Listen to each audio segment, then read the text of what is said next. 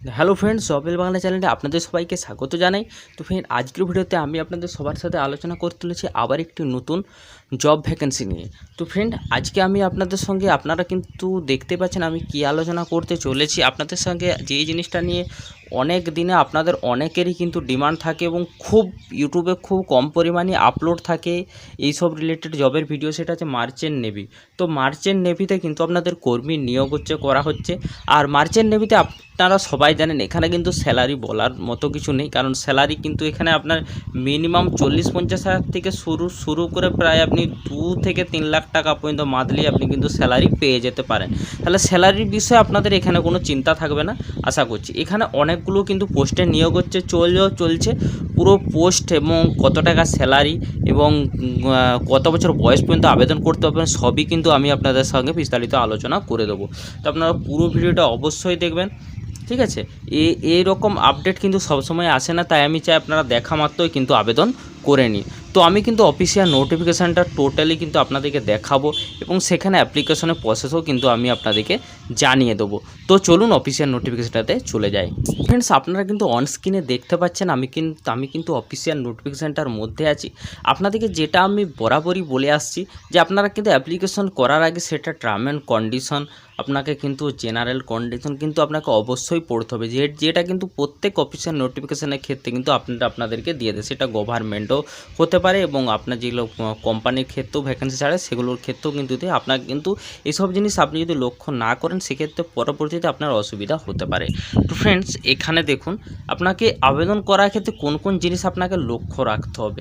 দেখুন, অ্যাপ্লাই করার আগে অবশ্যই কিন্তু আপনাকে ইনস্ট্রাকশনটা খুব ভালোভাবে পড়ে নিতে হবে এবং আপনার যে পোস্টে ইন্টারেস্ট, যেটাই আপনার সব কোয়ালিফিকেশান বয়স ম্যাচ করছে সেটা দেখে অ্যাপ্লাই করুন। যে কোনো পোস্টে আবেদন করে দেবেন না, সেক্ষেত্রে আপনার কিন্তু টাকাটাই বেকার যাবে অ্যাপ্লিকেশন করার, ঠিক আছে। ক্যান্ডিডেটকে অবশ্যই কিন্তু আপনাকে আগে চেক করতে হবে যে আপনি এলিজিবল কিনা এটার ক্ষেত্রে, ঠিক আছে। আর আপনি কিন্তু ধরুন প্রথম অ্যাপ্লিকেশনে ভুল করে দেবেন, সেক্ষেত্রে কিন্তু চেঞ্জেস বা কারেকশান কিন্তু হবে না।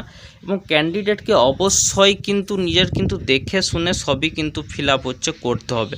আর এছাড়া যদি দেখেন যে আপনার এখানে ম্যাচ করছে না প্রোফাইল, তো সেক্ষেত্রে আপনি এটা নাও আবেদন করতে পারেন, ঠিক আছে। তো এরকম কিন্তু জেনারেল কিছু কন্ডিশনগুলো আপনাদেরকে পড়ে নিতে হবে।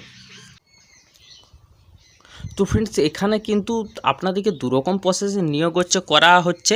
আপনাদেরকে প্রথমে কিন্তু এক্সাম নেওয়া হবে এবং তারপরে কিন্তু স্পেশাল একটা কিন্তু আপনাদের ইন্টারভিউ কিন্তু নেওয়া হবে, ঠিক আছে। তারপরেই কিন্তু আপনাকে নিয়োগ করতে হবে। প্রথমে আপনার এক্সাম নেওয়ার পর আপনার কিন্তু একটা শর্ট লিস্টেড হবে। যদি আপনি শর্ট লিস্টেড হন তো সেক্ষেত্রে ইন্টারভিউর জন্য রাখা হবে। ইন্টারভিউতে সিলেকশন হলে তবেই কিন্তু আপনার এই কাজটি হবে। অন স্ক্রিনে ফ্রেন্ডস আপনি দেখতে পাচ্ছেন আপনারা যে এক্সাম দেবেন তো কোন কোন স্টেটের ক্ষেত্রে কোন কোন জায়গায় এক্সামিনেশন সেন্টার পড়বে সেটাও কিন্তু আমি আপনাদেরকে জানিয়ে দিচ্ছি।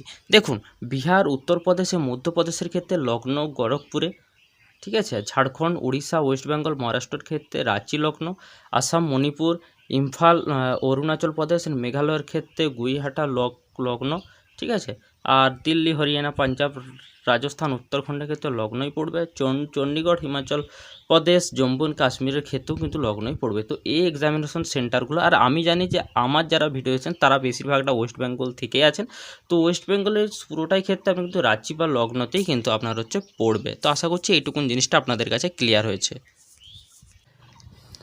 নেক্সট ফ্রেন্ড, আপনারা এখানে দেখে নিন, এখানে আপনাদের এক্সামিনেশনে কি পড়তে হবে। অর্থাৎ পরীক্ষার জন্য জেনারেল অ্যাওয়ারনেস 25 নাম্বার থাকবে, সায়েন্স নলেজে 25 নাম্বার, ইংলিশ নলেজে 25 নাম্বার, অ্যাপটিটিউড অ্যান্ড রিজনিংয়ে 25 নম্বর। টোটাল কিন্তু 120 2 ঘন্টা 120 মিনিট আপনার টাইম দেওয়া হবে। 100 নাম্বারে কিন্তু কোশ্চেন হবে, ঠিক আছে। তো ফ্রেন্ডস, এরপরে আমরা আলোচনা করে নেব পোস্ট এবং তাদের কোয়ালিফিকেশান এবং স্যালারি সম্বন্ধে।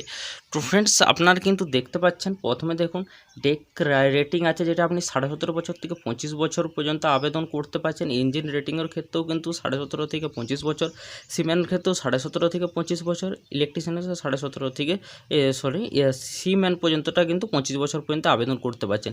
রেগুলার কিন্তু স্যালারি দেখুন, প্রথম যেটা বললাম সেটা 50,000 থেকে 85,000, এটা আপনার টেক রেটিংয়ের থাকবে স্যালারি এবং এক্ষেত্রে আপনার 12 পাস থাকতে হবে। ইঞ্জিন রেটিংয়ের ক্ষেত্রেও কিন্তু আপনার 40,000 থেকে 60,000 স্যালারি থাকবে, এক্ষেত্রে আপনার মাধ্যমিক পাস থাকতে হবে।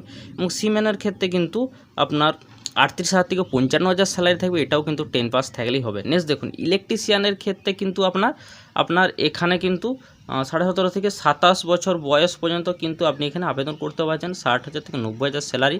এবং এখানে কিন্তু 10 পাস প্রায় আপনার ITI করা থাকতে হবে ইলেকট্রিশিয়ান থেকে, ঠিক আছে। ওয়েল্ডার বা হেল্পারের ক্ষেত্রেও কিন্তু 17.5 থেকে 27 বছর 50,000 থেকে 85,000 বেতন পেয়ে যাবে। এখানে শুধু 10 পাস প্লাস ITI লাগছে। মেস বয়ের ক্ষেত্রেও কিন্তু 17.5 থেকে 27 বছর, এখানে 40,000 থেকে 60,000 স্যালারি, 10 পাস হলে আবেদন করতে পারবেন।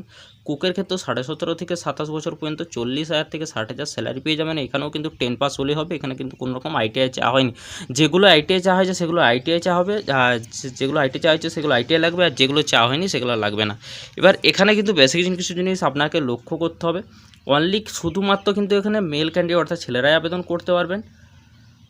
আর যারা 12-এ পরীক্ষা দিয়েছে রেজাল্টের জন্য ওয়েট করছেন তারাও কিন্তু আবেদন করতে পারবেন, ঠিক আছে। আর অ্যাপ্লিকেশন করা হবে টোটাল কিন্তু অনলাইনে। তো আমি ডাইরেক্ট লিঙ্ক কিন্তু আপনাদের ডেসক্রিপশনে দিয়ে দেবো, সেখান থেকে ডাইরেক্ট আপনারা আবেদন করে নিতে পারেন। নেক্সট ফ্রেন্ড, আপনারা এখান থেকে ভ্যাকেন্সি দেখে নিন কত ভ্যাকেন্সি আছে। তো ডেক রেটিংয়ের ক্ষেত্রে কিন্তু আপনার ভ্যাকেন্সি আছে 721টা। সব কিন্তু ছেলেরাই আবেদন করতে পারবেন, যেটা প্রথমে বলে দিলাম, এগুলো আর বলার কিছু নেই। ইঞ্জিন রেটিংয়ের ক্ষেত্রে 236 জন, সিমেনের ক্ষেত্রে 1432 জন, ইলেকট্রিশিয়ানের ক্ষেত্রে 408 জন, ওয়েল্ডার হেল্পারের ক্ষেত্রে 78 জন, মেস বয়ের ক্ষেত্রে 922 জন, কুকের ক্ষেত্রে 203 জনকেই কিন্তু নেওয়া হবে। তো ফ্রেন্ডস, এরপরে শেষ প্রসেস যেটা আপনাদের অ্যাপ্লিকেশন কবে থেকে স্টার্ট হয়ে যাবে, কবে শেষ হবে এবং কবে আপনাদের এক্সাম হবে এবং কবে আপনাদের রেজাল্ট দেওয়া হবে। তো ফ্রেন্ডস, এখানে দেখে নিন 11 মার্চ থেকে কিন্তু অ্যাপ্লিকেশন শুরু হয়ে গেছে। 30 এপ্রিল থেকে কিন্তু 30 এপ্রিল পর্যন্ত আপনি আবেদন জানাতে পারেন। এক্সামিনেশন আপনার কিন্তু মে মাসে নেওয়া হবে, ফিক্সড কোনো ডেট দেওয়া হয়নি, তবে মে মাসেই কিন্তু নেওয়া হবে। রেজাল্ট কবে, রেজাল্ট ডেট দেখুন, রেজাল্ট ডেট কিন্তু আপনার রিটেন এক্সামিনের 3 দিনের পরেই দেওয়া হবে। এটা টেন্টেটিভলি দিয়েছে, এটা কিন্তু চেঞ্জ হতেও পারে। তো আশা করছি পুরো জিনিসটা আপনাদের কাছে ক্লিয়ার হয়েছে। বাকি যেটুকুন আপনাদের কনফিউশন আছে সেটা আমাকে কমেন্টে জানাবেন। আর অ্যাপ্লিকেশন প্রসেস যদি আপনারা বুঝতে না পারেন, আমি যেহেতু এখানে কিন্তু ডাইরেক্ট লিঙ্ক দিয়ে রেখেছি, সেখান থেকে আবেদন করতে পারেন। যদি না পারেন আমাকে কিন্তু কমেন্ট করবেন। আপনাদের যদি বেশি জনের কমেন্ট পাই তো সেক্ষেত্রে কিন্তু আমি আবেদন প্রসেস আপনাদের জন্য নিয়ে আসবো।